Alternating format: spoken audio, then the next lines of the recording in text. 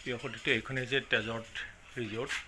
ইয়াত এনেধৰণে দুজনৰ আমি 50 টকা টিকেট কাটি পেলাই এইটো এণ্ট্ৰি ৰেডি আহিলোঁ।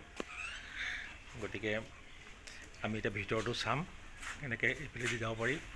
এইটো এটা সুন্দৰ ৰাস্তা, এই ধৰণে গৈ এয়া খুব সুন্দৰকৈ বনাই থৈছে।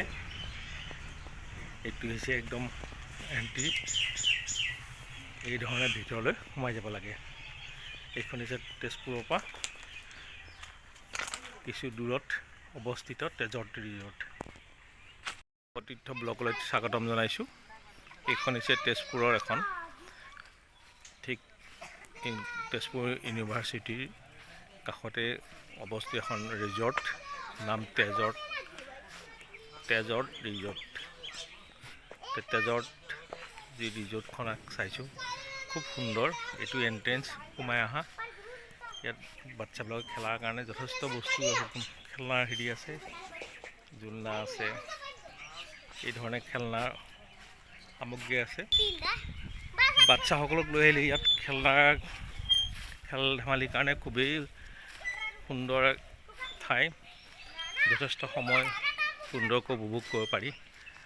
বাচ্চাৰ কাৰণে যথেষ্ট ভাল লগা এটা মই কিছু দেখাইছোঁ। এই ধৰণে চকাত উঠি পেলাই বা ইয়াতে হওক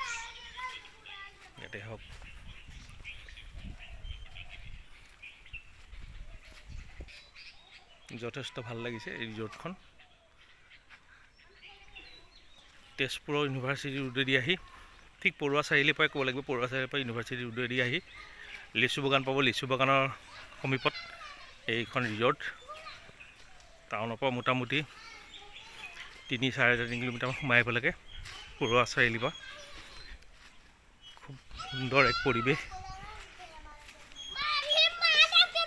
এয়া বাচ্চাবিলাক খেলি আছে।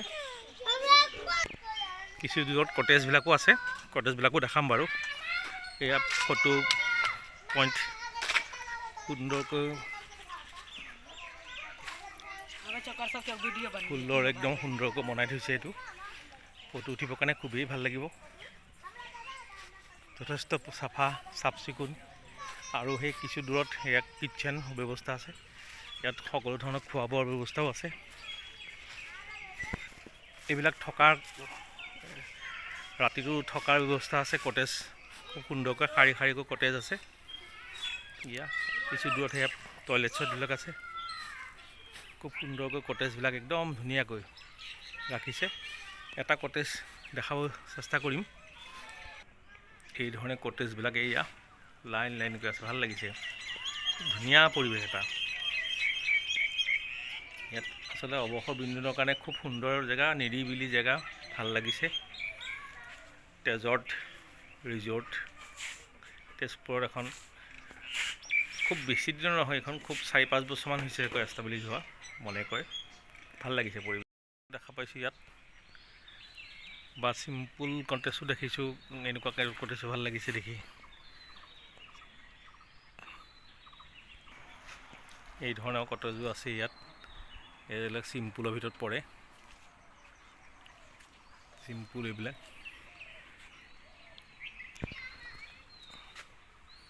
এনেধৰণে কটেজবিলাক ধুনীয়াকৈ সজাই পৰাই থৈছে লাইনকৈ। আচলতে মেনেজাৰজন ইতিমধ্যে ওলাই গৈছে, সেইকাৰণে দেৰি হৈছে। কটেজখিনি দেখাম বুলি ভাবিছিলোঁ ভিতৰতো। ভাল লাগিছে পৰিৱেশটো। গতিকে নৈশ যাপনৰ কাৰণে খুব সুন্দৰ ব্যৱস্থা আছে। গোটেই ঘূৰি পকি আহি এতিয়া চাহৰ কাপৰ প্ৰয়োজন হ'ল। কি সুন্দৰকৈ চাহ আনি দিছে তেওঁলোকে। যথেষ্ট সুন্দৰকৈ ৰাখিছে একদম।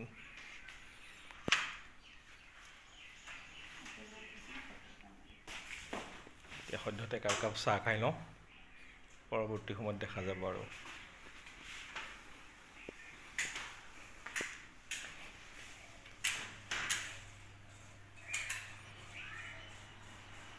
খুব ভাল লাগিছে, সুন্দৰ পৰিৱেশ।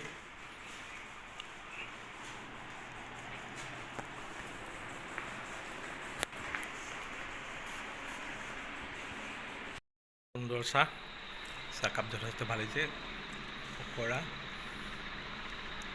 গতিকে সুন্দৰকৈ খাই লওঁ।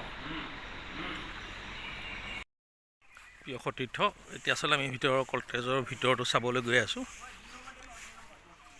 কেনেকুৱা ভিতৰৰ কটেজটো আমি দেখাব চেষ্টা কৰিম, আৰু লগতে ইয়াৰ দামৰ বিষয়েও জানিব ল'ম।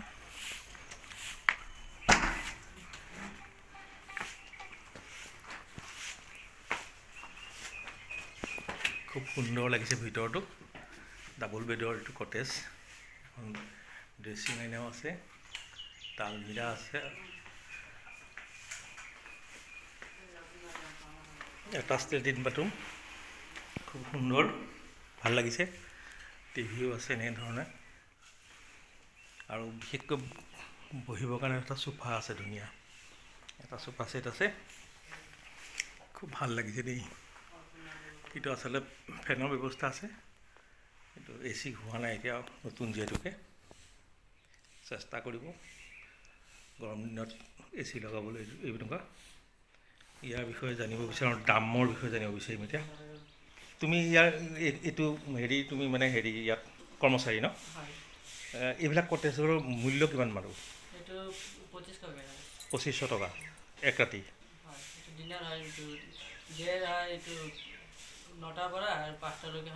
2500 টকা। আকৌ ৰাতি থাকিবলগীয়া হ'লে?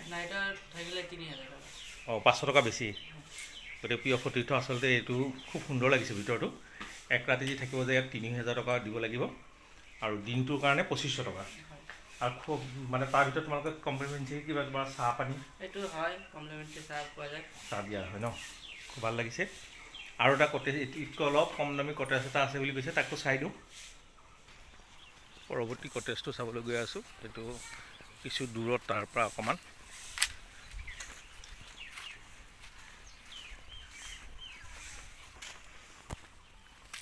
মই পূৰ্বতে দেখাইছোঁৱেই কটেজখিনি, এতিয়া দেখাব বিচাৰিছোঁ ভিতৰটো।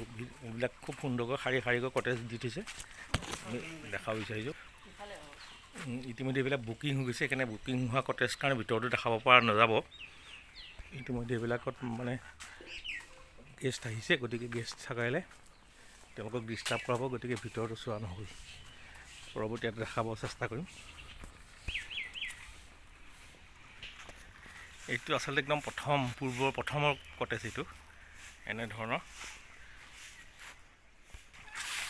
এইটো সৰু কটেজ, য'ত এনেধৰণে বিচনাখন আছে, ৱাৰ্ডৰোব আছে, লেট্ৰিন বাথটো এটা আছে ন? লেট্ৰিন বাথটো এটা আছে, কমোড চিষ্টেম ভালেই, চাফা খুব সুন্দৰ আছে।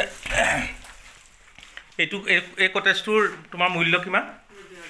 2000 টকা। আৰু দিনটো থাকিলে? ৰাতি 2500, 500 টকা যোগ হ'ব। গতিকে এইটোত থাকিলে আচলতে মানে ফেনৰ ব্যৱস্থা আছে, সুন্দৰ। এইটো হৈছে ডেজৰ্ট ৰিজৰ্টৰ কটেজৰ কিছু আভাস দিলোঁ। আৰু এই কটেজবিলাকৰ আচলতে ভিতৰৰ এটা লেট্ৰিন বাথৰুম আছে, ভাল লাগিছে। গতিকে ভিডিঅ'টো চাই কেনে পালে আমাক জনাবলৈ নাপাহৰিব, লাইক কৰিব, কমেণ্ট কৰিব। আৰু গোটেই এই ডেজৰ্ট ৰিজৰ্টটোৰ বিষয়ে ইতিমধ্যে সকলোবোৰ কৈছোঁৱেই, গতিকে সম্পূৰ্ণ ভিডিঅ'টো চাব, তেতিয়া এই তেজপুৰৰ পৰা নাতিদূৰত থকা ডেজৰ্ট ৰিজৰ্টৰ বিষয়ে জানিব পাৰিব। ধন্যবাদ। এতিয়া আমি ঘূৰি পকি ওলাই আহিলোঁ। এতিয়া আৰু আমি এইটো ৰাস্তা দি আমি এতিয়া ওলাই যাম। এইখন হৈছে ডেজৰ্ট ৰিজৰ্ট। ভাল লাগিল, দিনটো যথেষ্ট সময় আজি ইয়াত অতিবাহিত কৰিলোঁ। আৰু বাহিৰৰ দৃশ্য আজি ইমান সুন্দৰ। ইয়াত গাড়ী পাৰ্কিঙৰ ব্যৱস্থা বিশেষ নাই যদিও কিছু আছে, ইয়াত গাড়ী ৰাখিব পাৰি। আমি গাড়ীখন ছাইডতে ৰাখি দিছোঁ। এইখনেই হৈছে ডেজৰ্ট ৰিজৰ্ট।